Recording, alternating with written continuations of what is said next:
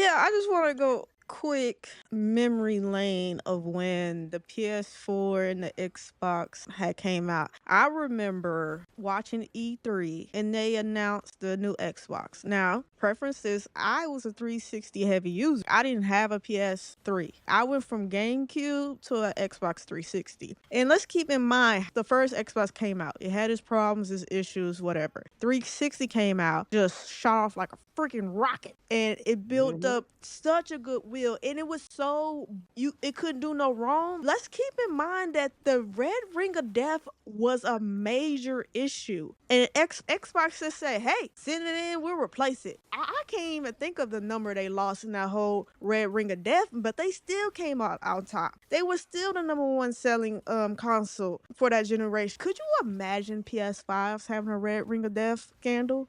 It would not survive. I don't think any console in today's era can No. survive a red ring of death. That's how much goodwill Xbox had in the community, because I had the red ring of death and sent it in. It came back pretty quickly and is a testament to how much goodwill Xbox had. And I watched that E3 and I listened to that man tell us as consumers what we're going to do going forward, always online. And Mhm. then He also said if you couldn't afford or had oh, good internet for the next Xbox, you should just stick with the yes. 360. And then I was overseas in the military, so I did go extended amounts of period without. So that Mhm. was a big slap you and fuck you to me. It was a big a we don't give a damn how you feel. We did the focus groups. We don't give a fuck about the feedback. Take it or leave it. And motherfuckers left it.